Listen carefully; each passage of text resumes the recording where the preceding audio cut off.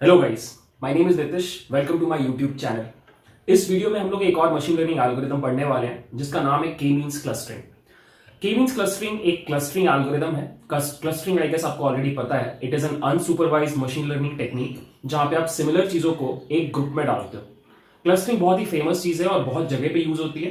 अगर आपको किसी भी चीज को क्लस्टर करना है तो आप इस तरह के एल्गोरिदम्स यूज करते हो।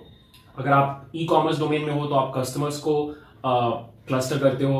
अगर आप एजुकेशन के डोमेन में हो आप स्टूडेंट्स को क्लस्टर करते हो। इमेजेस को भी क्लस्टर किया जा सकता है। सो क्लस्टरिंग बहुत इंपॉर्टेंट है मशीन लर्निंग में और बहुत ज्यादा किया जाता है। And that is why this algorithm is very very important. It is one of those algorithms जो कि बहुत ही पावरफुल है, एलिगेंट है और बहुत काम आने वाला एल्गोरिदम है। सो इस वीडियो में हम लोग एंड टू एंड इस एल्गोरिदम का ज्योमेट्रिक अंडरस्टैंडिंग लेंगे, कोर इंट्यूशन समझेंगे कि एल्गोरिदम काम कैसे करता है। मैं नेक्स्ट वीडियो में फिर आपको कोड के थ्रू समझाऊंगा कि इस एल्गोरिदम को पाइथन में कैसे इंप्लीमेंट करना है। बट इस वीडियो में let's focus on the internal working of this algorithm. So इस पूरे प्रोसेस को समझाने के लिए मैंने एक छोटा सा प्रॉब्लम स्टेटमेंट लिया है। मान लो हमारे पास कुछ डेटा है। हम लोग एक कॉलेज के ट्रेनिंग एंड प्लेसमेंट सेल हैं और हमारे पास इस साल जो 4th ईयर में स्टूडेंट्स हैं उसके सीएससी ब्रांच का डेटा है।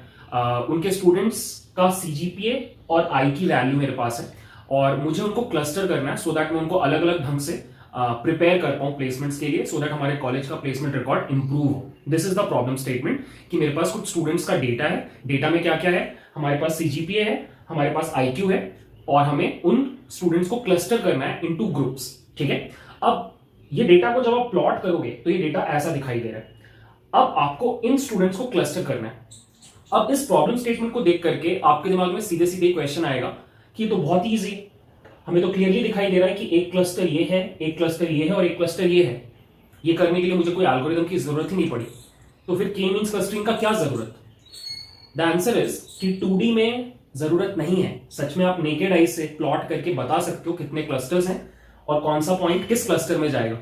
बट व्हाट इफ मेरे पास कुछ और डेटा होता, जैसे कि 10th में इतने मार्क्स हैं, एक थर्ड डेटा होता, थर्ड कॉलम होता, 10th में कितने मार्क्स हैं, 12th में कितने मार्क्स हैं, कौन से स्टेट से है वो बच्चा, ठीक है, उसका पापा का मंथली इनकम क्या है। इस तरह से लेट्स से आपके पास 10-15 कॉलम्स होते तो आप ये ग्राफ प्लॉट नहीं कर पाते, तो आप नेकेड आई से नहीं देख पाते कि कैसे क्लस्टर्स फॉर्म होंगे और वहीं पे आपको के मींस क्लस्टरिंग काम आता है। सो ऑल्दो मैं आपको 2D में समझाऊंगा ये एल्गोरिथम कैसे काम करता है, उसका रीजन ये है कि मैं आपको ग्राफ के थ्रू एक विजुअल अंडरस्टैंडिंग देना चाहता हूं। बट इस एल्गोरिथम का असली पावर इस चीज में है कि जो काम ये 2D में कर सकता है वो काम ये 100D में भी कर सकता है। तो दैट इज वाई अगर आपके पास हाई डायमेंशनल डेटा है, जो कि मोस्ट ऑफ द टाइम्स आपके पास होगा, उस केस में आपको के मींस बहुत काम आता है। ठीक है, तो आई होप आपको ये पूरा इंट्रोडक्शन समझ में आ गया, आपको प्रॉब्लम स्टेटमेंट समझ में आ गया। अब हम लोग स्टार्ट करेंगे इस एल्गोरिथम को पढ़ना। ठीक है, अब ये एल्गोरिथम एसेंशियली इन 5 स्टेप्स में काम करता है। ठीक है, यहां पे मैंने लिख रखा है और इन स्टेप्स को ही देख करके हम यहां पे काम करेंगे। जो सबसे पहला स्टेप होता है वो थोड़ा सा वियर्ड है। मैं जब पहली बार ये एल्गोरिथम पढ़ रहा था तो मुझे बहुत वियर्ड लगा। अब ये एल्गोरिथम आपको क्लस्टरिंग करके दे देगा, लेकिन इस एल्गोरिथम की एक प्रॉब्लम है। इस एल्गोरिथम को आपको बताना पड़ेगा कि कितने क्लस्टर्स बनाने हैं। ये एल्गोरिथम खुद से फिगर आउट नहीं कर सकता कि यहाँ पे कितने क्लस्टर्स होंगे। मतलब इस डेटा को देख करके ये एल्गोरिथम ये नहीं बता पाएगा कि यहाँ पे 3 क्लस्टर्स होने चाहिए या 4। ये मेरा काम है, प्रोग्रामर का, डेटा साइंटिस्ट का, कि वो बताए कि 3 क्लस्टर्स होंगे या 4 क्लस्टर्स होंगे। अब सोच के देखो ये कितना वियर्ड है। अगर मैं हाई डायमेंशनल डेटा में हूं तो मैं ग्राफ प्लॉट नहीं कर सकता, और अगर मैं ग्राफ प्लॉट नहीं कर सकता तो मैं कैसे बताऊं कि कितने क्लस्टर्स होंगे। तो ये थोड़ा सा ट्रिकी पार्ट है, बट ये बहुत इंटरेस्टिंग डिस्कशन है। पहले एक बार हम लोग ये वर्किंग समझ लेंगे, फिर हम लोग इस बात पे फोकस करेंगे कि कैसे पता चलेगा कि कितने क्लस्टर्स बनने चाहिए। ठीक है, तो पहले हमारा फोकस इस चीज पर है कि पहले मान लेते हैं, हमारा अजम्पशन ये है कि हमें पता है कि कितने क्लस्टर्स बनने हैं, तो फिर वो क्लस्टरिंग कैसे होगी पहले हम वो डिस्कस करेंगे और फिर हम लोग डिस्कस करेंगे कि कैसे पता चलता है क्लस्टर्स कितने बनने चाहिए। ठीक है, so that's the first part. Now let's start. So guys, हम लोग मान लेते हैं इस डेटा सेट के लिए हमारा जो नंबर ऑफ क्लस्टर्स है उसका वैल्यू 3 है। ठीक है, इस पूरी चीज को के से डिनोट करते हैं। यहाँ पे के मींस में के यही बताता है कि आपके कितने क्लस्टर्स हैं। सो लेट्स से हमारे पास क्लस्टर्स 3, तो हमारा स्टेप 1 तो हो गया, हमने डिफाइन कर लिए कि कितने क्लस्टर्स बनेंगे। ठीक है, now let's move on to step 2।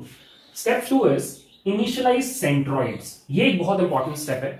सो जब आप एल्गोरिदम को स्टार्ट करते हो, आपका एल्गोरिदम क्या करता है, रैंडमली, अगर आपका k इज इक्वल टू 3 है तो रैंडमली वो क्या करेगा, कोई भी 3 पॉइंट्स को सेंट्रॉइड मान लेगा, सेंटर मान लेगा आपके क्लस्टर का, किसी भी 3 पॉइंट्स को रैंडमली। ठीक है, सो हम क्या करते हैं, हम थोड़ी देर के लिए मान लेते हैं कि ये एक क्लस्टर है, ये दूसरा क्लस्टर है और ये तीसरा क्लस्टर है। ठीक है, सो ये हो गया हमारा स्टेप 2, हमने सेंट्रॉइड्स डिफाइन कर दिए रैंडमली। ठीक है, अब यहां से मेन काम स्टार्ट होता है। ठीक है, स्टेप नंबर 3 एंड 4 इस एल्गोरिथम का बैकबोन है, तो इसमें थोड़ा सा आपको अटेंशन के साथ देखना पड़ेगा। सो सबसे पहले आपको क्या करना है, आपको हर पॉइंट को एक क्लस्टर असाइन करना है। ठीक है, सो यहां पे आपके पास 3 सेंट्रॉइड्स हैं और सेंट्रॉइड्स बेसिकली किसी भी क्लस्टर का सेंटर को हम सेंट्रॉइड बोलते हैं। तो हमें क्या करना पड़ेगा, इन 3 सेंट्रॉइड्स के बेसिस पे हम सारे पॉइंट्स को एक एक क्लस्टर असाइन करेंगे। और वो कैसे होगा, बहुत सिंपल है, यूक्लिडियन डिस्टेंस के बेसिस पे। सो हम हर पॉइंट का तीनों क्लस्टर्स के साथ डिस्टेंस निकालेंगे। ठीक है, सुनना एक बार ये बात, हम हर पॉइंट का तीनों क्लस्टर्स के साथ डिस्टेंस निकालेंगे। जिस भी सेंट्रॉइड के साथ डिस्टेंस सबसे कम होगा, हम उस पॉइंट को उस पर्टिकुलर सेंट्रॉइड में असाइन कर देंगे, उस क्लस्टर में असाइन कर देंगे। मैं आपको एक एग्जांपल देता हूं, जैसे कि ये पॉइंट है, हम ये डिस्टेंस निकालेंगे, हम ये डिस्टेंस निकालेंगे और हम ये डिस्टेंस निकालेंगे। ठीक है, अब यू कैन क्लियरली सी कि रेड वाला डिस्टेंस सबसे कम, इसका मतलब ये पॉइंट रेड सेंट्रॉइड के सबसे पास में, तो हम इसको रेड कलर दे देंगे और हम बोल देंगे कि ये रेड क्लस्टर में आएगा। ठीक है, आई होप आपको ये बात समझ में आ रही है। अब ऐसा ही हम बाकी क्लस्टर्स के साथ भी करते हैं। सो ये भी रेड हो गया, ये भी रेड हो गया, ये भी रेड, ये भी रेड, और ये सारे पॉइंट्स आपके ब्लू हो गए क्योंकि ये ब्लू के पास पड़ रहे हैं। और अब यहां पे थोड़ा सा ट्रिकी है, तो यहां पे हमने क्या किया कि ये वाला पॉइंट ब्लू कर दिया, ये वाला पॉइंट रेड कर दिया और ये वाला पॉइंट हमने ग्रीन कर दिया। सो हमारा स्टेप 3 इज कंप्लीट, हमने हर पॉइंट को एक क्लस्टर असाइन कर दिया। ठीक है, अब अगली चीज, मूव सेंट्रॉइड। मूव सेंट्रॉइड में क्या करते हो आप कि अब सिंस आपने नए क्लस्टर्स फॉर्म किए, मतलब अगर आप ध्यान दो तो ये एक्चुअली एक क्लस्टर है, ये एक क्लस्टर है। सिमिलरली आपका ये भी एक क्लस्टर है, राइट, और सिमिलरली आपका ये ग्रीन वाला भी एक क्लस्टर है, ये भी एक क्लस्टर है। अब सिंस आपने नए क्लस्टर्स फॉर्म किए हैं, आप इन नए क्लस्टर्स का फिर से सेंट्रॉइड कैलकुलेट करोगे। ठीक है, अब सेंट्रॉइड कैसे कैलकुलेट होगा, मैंने आपको बताया कि किसी भी क्लस्टर के सेंटर में होता है सेंट्रॉइड। सो अगर आप इस ब्लू क्लस्टर की बात करो तो आपको अगर इसका सेंट्रॉइड निकालना है तो आप क्या करोगे, आप इन सारे ब्लू क्लस्टर वाले पॉइंट्स का सीजीपीए का मीन निकालोगे और आईक्यू का मीन निकालोगे, वही आपका नया सेंट्रॉइड है। सो ऐसा करने पे हो सकता है कि आपका सेंट्रॉइड कुछ यहां पे आके गिरे, ये आपका सेंट्रॉइड। ठीक है, सिमिलरली रेड के लिए भी आप सेम काम करोगे, सारे रेड पॉइंट्स का आप सीजीपीए का मीन निकालोगे, आईक्यू का मीन निकालोगे, और उससे हो सकता है कि आपको यहां पर आकर के रेड सेंट्रॉइड मिले। और सिमिलरली ग्रीन वाले केस में हो सकता है आपको यहां पर एक सेंट्रॉइड मिला। आई होप आपको यहां तक समझ में आ रहा है। अब मैं एक बार ये व्हाइट बोर्ड थोड़ा सा क्लीन कर देता हूं सो दैट मैं आपको नेक्स्ट स्टेप समझा पाऊं। सो या गाइस, मैंने रब कर दिया व्हाइट बोर्ड और ये रहे हमारे करेंटली जो हमारे क्लस्टर्स थे। सो हमने स्टेप 4 तक कर लिया, हमने सेंट्रॉइड्स को मूव कर दिया। अब आते हैं हम स्टेप 5 में, जहां पे हमें चेक करना होता है कि क्या हमारा काम खत्म हो गया या नहीं, मतलब एल्गोरिदम फिनिश करना चाहिए या नहीं। अब कैसे पता चलता है कि हमारे एल्गोरिदम का काम खत्म हुआ कि नहीं, बहुत सिंपल सा लॉजिक है। आप सिंस मल्टीपल स्टेप्स में इस एल्गोरिदम को रन करते हो, फिनिश का कंडीशन ये होता है कि आप अभी आपका सेंट्रॉइड जहां पर है और इसके पिछले स्टेप में आपका सेंट्रॉइड जहां पर था, वो दोनों सेंट्रॉइड सेम है या फिर डिफरेंट है। मतलब सेंट्रॉइड्स अगर मूव किए तो डिफरेंट है, अगर सेंट्रॉइड्स मूव नहीं किए तो सेम। जैसे कि इस स्टेप में आप क्लियरली देख सकते हो कि लास्ट स्टेप में हमारे जो सेंट्रॉइड्स थे उनसे अलग है हमारे सेंट्रोइड्स। इसका मतलब अभी हमारे एल्गोरिदम का काम खत्म नहीं हुआ है, हमें कंटिन्यू करना पड़ेगा। ठीक है, और कंटिन्यू कहां से करोगे? आप वापस जाओगे स्टेप 3 पे और आप फिर से क्लस्टर्स असाइन करोगे। सिंस आपके सेंट्रोइड्स मूव कर गए, अब आपको फिर से हर पॉइंट को एक क्लस्टर असाइन करना है, रेड, ब्लू या ग्रीन। कैसे? सेम लॉजिक, यूक्लिडियन डिस्टेंस निकाल के। सो अब अगर आप यहां पे देखो तो थोड़ा सिंपल हो गया है। ये सारे पॉइंट्स क्लियरली रेड क्लस्टर के सेंट्रोइड के सबसे पास में है, तो ये सारे पॉइंट्स अभी भी रेड क्लस्टर में ही जाएंगे। Similarly for these blue points, इनका नियरेस्ट सेंट्रोइड इज ब्लू, तो फिर ये ब्लू क्लस्टर में ही जाएंगे। ठीक है, मेन जो प्रॉब्लम होगी वो यहां पर है। अब यहां पर आप देखो, इन दो रेड पॉइंट्स की बात करते हैं।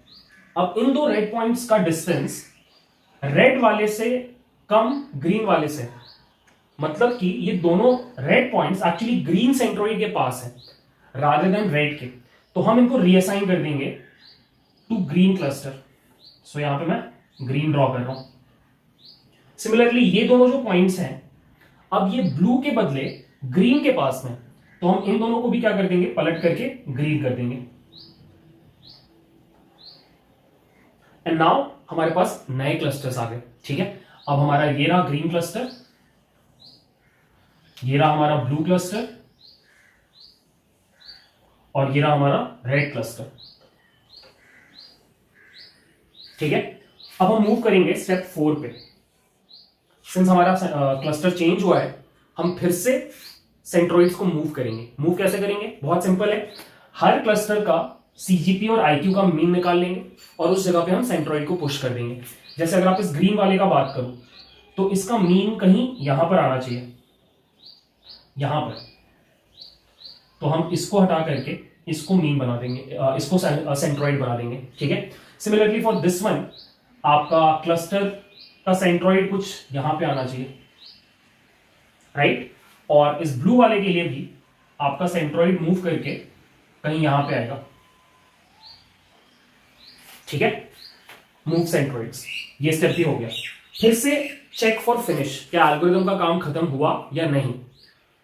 तो मैंने आपको बताया था, अगर आपके सेंट्रोइड्स मूव किए हैं, मतलब सेम नहीं है लास्ट स्टेप से, तो आपको कंटिन्यू रखना है। तो यहां पर भी हमारे सेंट्रोइड्स मूव किए हैं, इसका मतलब हमारा काम खत्म नहीं हुआ। So we will go back to step 3। फिर से हम क्लस्टर्स असाइन करेंगे। सो फिर से हम हर पॉइंट का, हर सेंट्रोइड से डिस्टेंस निकाल के क्लस्टर असाइन करेंगे। द गुड पार्ट इज कि यहां पर अब कोई चेंजेस नहीं होंगे, क्योंकि देख लो ऑलरेडी जो क्लस्टर्स बने हुए हैं वो बेस्ट फॉर्म है। तो स्टेप 3 में कुछ नहीं करना।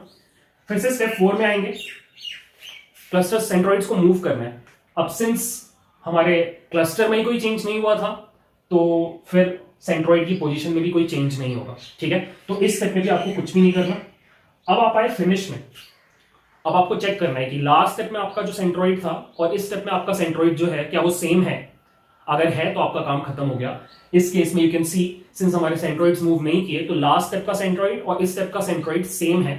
इसका मतलब हमारे एल्गोरिथम का काम खत्म हो गया। And that is how you form clusters. ये रहे हमारे क्लस्टर्स। ठीक है, आई होप आपको ये चीज समझ में आ रही है। The good part about this algorithm is कि आपने इस पूरी चीज को करने के लिए सिर्फ एक ज्योमेट्रिक मेट्रिक का यूज किया, और वो है यूक्लिडियन डिस्टेंस। आपने बस दो पॉइंट्स के बीच में डिस्टेंस निकालने को ही यूज किया है।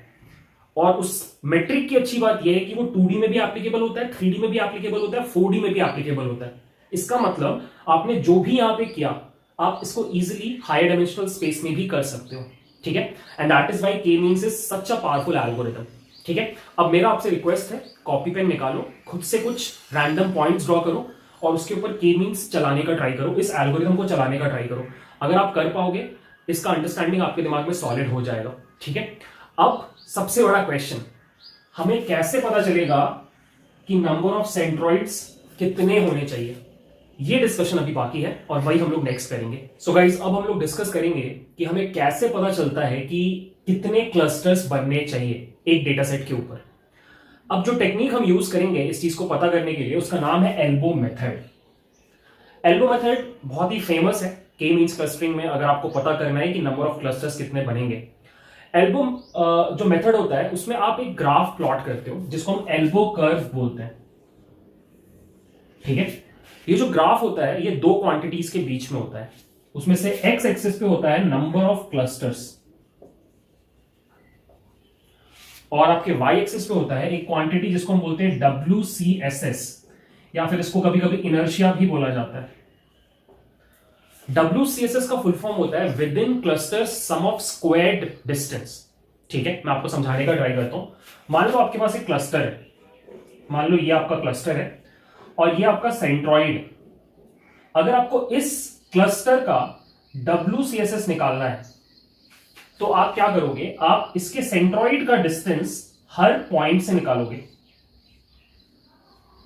ठीक है, मान लो ये है D1, ये है D2, D3, D4, D5, और अब आप क्या करोगे, आप इन सारे डिस्टेंसेस का स्क्वायर कर दोगे और इसी को हम बोलते हैं WCSS फॉर दिस क्लस्टर। ठीक है, अब मान लो आपके पास दो क्लस्टर्स हैं, एक और क्लस्टर है, ये एक और क्लस्टर है, तो इस पूरे का WCSS कैसे निकलेगा, इस क्लस्टर का WCSS प्लस इस क्लस्टर का WCSS, इन दोनों को आप ऐड कर दोगे तो ये ओवरऑल WCSS आ जाएगा। एक क्लस्टर का WCSS इस फॉर्मूले से कैलकुलेट होता है और पूरे के पूरे मल्टीपल क्लस्टर्स के लिए आप सारे WCSS को ऐड कर देते हो। आई होप आपको यहां तक समझ में आ रहा है। तो यहां पे आपको क्या करना होता है कि आपको एक ग्राफ प्लॉट करना पड़ता है number of clusters versus WCSS के बीच में। इस ग्राफ को हम बोलते हैं एल्बो कर्व, एल्बो कर्व। और ये कर्व आपको हेल्प करता है समझने में कि कितने क्लस्टर्स बनेंगे। ठीक है, अब कैसे, मैं आपको समझाने का ट्राई करता हूं। लेट्स से हमारे पास ये डेटा है, दिस इज द डेटा। ठीक है, अब हमें क्या करना है, नंबर ऑफ क्लस्टर्स एक एक करके बढ़ाने हैं। सबसे पहले हम एक क्लस्टर से स्टार्ट करेंगे। सो हम मान लेंगे कि ये सारा का सारा डेटा एक सिंगल क्लस्टर में आता है। इस पूरी चीज को हम एक सिंगल क्लस्टर मानेंगे। ठीक है, तो ऑब्वियसली इसका सेंट्रॉइड कहीं यहां पर होगा। अब हम इस पूरे क्लस्टर का WCSS निकालेंगे। ठीक है, जब क्लस्टर्स 1 है तो हम WCSS को कैलकुलेट करके यहां पे प्लॉट कर देंगे जो भी वैल्यू है। ठीक है, फिर हम दो क्लस्टर्स बनाएंगे। जैसे कि मान लो आपने बनाया तो ऐसा क्लस्टर बना, एक क्लस्टर ये है और दूसरा क्लस्टर ये है। अब आपने दो क्लस्टर के साथ काम किया, तो अब इस वाले क्लस्टर का सेंट्रॉइड यहां पे होगा, इस वाले का सेंट्रॉइड यहां पे होगा। अब इन दोनों क्लस्टर्स का आप इंडिपेंडेंटली WCSS निकालोगे, WCSS 1, WCSS 2, उन दोनों को जोड़ दोगे और फिर जो भी नंबर आएगा उसको 2 के लिए आप प्लॉट कर दोगे। सिमिलरली आप 3 क्लस्टर्स बनाओगे, आप 3 क्लस्टर्स बनाओगे। ठीक है, अब मान लो पहले वाले का सेंट्रॉइड ये है, दूसरे वाले का यहां है, तीसरे वाले का यहां है। फिर आप इसका WCSS निकालोगे, इसका WCSS निकालोगे, इसका WCSS निकालोगे, तीनों को जोड़ दोगे और 3 के लिए उसको प्लॉट कर दोगे। और ऐसा आप 10, 15, 20 के लिए कर सकते हो। 20 से ज्यादा करना लॉजिकल नहीं है क्योंकि 20 से ज्यादा क्लस्टर्स बनते नहीं है, लॉजिकल नहीं है। आप 20 से ज्यादा कैटेगरीज में थोड़ी डिवाइड करोगे अपने कस्टमर को, कोई फायदा नहीं है। तो हमें एक्चुअली बस ये ग्राफ प्लॉट करना है। अब यहां पर इस ग्राफ को समझने के लिए आपको एक चीज समझनी पड़ेगी। मैं आपसे एक क्वेश्चन पूछता हूं, सोच के बताना कि जब एक क्लस्टर था तो WCSS मान लो हम उसको 1 बोल रहे हैं, जब दो क्लस्टर्स थे तो हम उसको WCSS 2 बोल रहे हैं जो कि दो क्लस्टर्स का सम था, और जो 3 क्लस्टर्स थे तो हम उसको WCSS 3 बोल रहे हैं, 3 इंडिपेंडेंट क्लस्टर्स के WCSS का सम है वो। तो मेरा क्वेश्चन ये है कि क्या ये रिलेशनशिप ट्रू है या नहीं। ये सबसे बड़ा होगा, उससे छोटा ये होगा और उससे छोटा ये होगा, एंड सो ऑन। जैसे जैसे आप क्लस्टर्स बढ़ाते जाओगे आपका WCSS घटता जाएगा। मतलब सबसे ज्यादा WCSS तब रहेगा जब सिर्फ एक क्लस्टर लेके आप चल रहे हो। इस क्वेश्चन का आंसर इज कि ये कंडीशन ट्रू है, ऐसा सच में होता है। आप थोड़ा सा सोचोगे तो आपको खुद से एक इंट्यूशन आएगा कि हाँ, जब आप एक सिंगल क्लस्टर मान के WCSS निकालते हो तो वो नंबर सबसे बड़ा होगा। मैं इसको लॉजिकली प्रूव कर सकता हूं, सोच के देखो। मान लो यहां पे टोटल 50 पॉइंट्स हैं, मान लो टोटल 50 पॉइंट्स हैं, तो आप मैक्सिमम नंबर ऑफ क्लस्टर्स कितने बना सकते हो? The answer is 50। जितने पॉइंट्स उतने क्लस्टर। यहां पे हर पॉइंट एक क्लस्टर बन जाएगा, मतलब वो खुद ही सेंट्रॉइड बन जाएगा। तो अब अगर हमें इस 50 क्लस्टर वाले डेटा के ऊपर WCSS निकालना है तो हम हर पॉइंट का WCSS निकालेंगे। अब हर पॉइंट का WCSS कैसे निकालेंगे? उसका सेंट्रॉइड का उस पॉइंट के साथ डिस्टेंस का स्क्वायर का सम। अब सिंस सेंट्रॉइड और पॉइंट सेम है तो डिस्टेंस 0 होगा, तो 50 पॉइंट्स के लिए WCSS 0 होगा, और 0 को 50 बार जोड़ोगे तब भी 0 होगा। इसका मतलब जितने पॉइंट्स आपके पास हैं उतने क्लस्टर्स अगर आप बनाओगे तो ये WCSS का वैल्यू विल बिकम 0। सो ये जो कर्व होता है WCSS versus number of clusters का, ये कर्व कुछ ऐसा होता है, और जैसे जैसे आपके नंबर ऑफ क्लस्टर्स बढ़ते हैं टुवर्ड्स नंबर ऑफ पॉइंट्स तो ये 0 हो जाता है WCSS। That is how this curve looks. ठीक है, अब क्वेश्चन ये है कि इस ग्राफ से मुझे कैसे पता चलेगा कि नंबर ऑफ क्लस्टर्स कितने होने चाहिए। इसका सॉल्यूशन बहुत सिंपल है, आपको खोजना होता है elbow point. Elbow point, elbow point क्या होता है? वो पॉइंट जहां पे ये जो डिक्रीज ऑफ WCSS है वो थोड़ा स्टेबलाइज कर जाता है। जैसे मैं आपको एक अच्छा एग्जांपल देता हूं कि यहां पर ऐसा लग रहा है जैसे इस जगह पे, मतलब थोड़ा सा ग्राफ को सही बनाते हैं हम लोग, जैसे इस डेटा के ऊपर ये ग्राफ कुछ ऐसा दिखाई देगा, कुछ ऐसा दिखाई देगा। सो यहां पर यू कैन सी कि 3 के पास जाकर के ये ग्राफ थोड़ा फ्लैट हो रहा है। जो ग्राफ का स्टीपनेस है, जो स्लोप है, वो रिड्यूस हो रहा है पॉइंट नंबर 3 पे आके। तो हम बोलेंगे कि यहां पे 3 क्लस्टर्स एप्रोप्रिएट है, क्योंकि ग्राफ का नेचर ऐसा है। मतलब इसको समझने का एक अच्छा तरीका ये है, मैं जैसे स्टूडेंट्स को पढ़ाता हूं क्लासरूम में, कि आप इस पूरी चीज को एक पहाड़ मानो और आप इस पूरे ऊपर से गिर रहे हो पहाड़ से। तो आप जब यहां पर होगे तो आपको बहुत डर लगेगा, क्योंकि आप बहुत तेजी से नीचे जा रहे होगे। फिर आप जैसे ही यहां पर आओगे ना, तो यहां पे आपका स्पीड कम हो जाएगा, बिकॉज स्टीपनेस कम है। तो यहां पे आके आपको थोड़ा कम डर लगेगा। तो अगर आपको एल्बो कर्व में एल्बो पॉइंट निकालना है तो ग्राफ को देख के इमेजिन करो कि आप उस ग्राफ पे गिर रहे हो। जिस पॉइंट पे आपका डर थोड़ा कम होने लग जाए कि अब मुझे उतनी चोट नहीं लगेगी, वही आपका एल्बो पॉइंट होता है।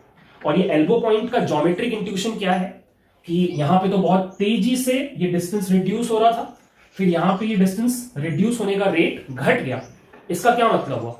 इसका मतलब ये हुआ कि जब एक क्लस्टर लेके आप चल रहे थे तो WCSS बहुत हाई था, फिर आपने जब 2 किया तो WCSS बहुत तेजी से रिड्यूस किया। इसका मतलब 1 से 2 क्लस्टर बनाने में बहुत फायदा हुआ। बट जैसे आप 2 से 3 पे गए तो भी बहुत फायदा हुआ, लेकिन आप जैसे ही 3 से 4 पे जा रहे हो तो बहुत ज्यादा फायदा नहीं हो रहा। ठीक है, मतलब इसके आगे और क्लस्टर्स और ग्रुप्स बनाने से बहुत ज्यादा फायदा नहीं हो रहा। 4 से जब 5 पे जा रहे हो तो बहुत ज्यादा फायदा नहीं हो रहा है। तो आपको उस पॉइंट को पकड़ना है जहां पे फायदा होना रुक जाए। ठीक है, और वो पॉइंट यहां पे 3 है। ठीक है, अब ये बहुत ही प्रैक्टिकल चीज है, इसको मैं आपको एक डेटा सेट के थ्रू नेक्स्ट वीडियो में समझाता हूं कि कैसे हम एल्बो पॉइंट निकालते हैं बाय प्लॉटिंग एल्बो कर्व। ठीक है, so that's it for the algorithm. I hope मैं आपको समझा पाया। थोड़ा सा कॉम्प्लेक्स है ये एल्गोरिदम, बाकी जो हमने एल्गोरिदम्स पढ़े हैं उसके कंपैरिजन में, बट नेक्स्ट वीडियो को अगर आप अच्छे से देखोगे जहां पे मैं एक प्रैक्टिकल एग्जांपल के थ्रू आपको समझाऊंगा तो आपको ये एल्गोरिदम और अच्छे से समझ में आ जाएगा। मैं ये भी प्लान कर रहा हूं कि मैं इस एल्गोरिदम को स्क्रैच से कोड करके दिखाऊं, सो दैट आपका अंडरस्टैंडिंग और ज्यादा इंप्रूव कर जाए। ठीक है, so that's it for K means clustering. I hope you like the video. Please like and subscribe it. Thanks for watching. Bye.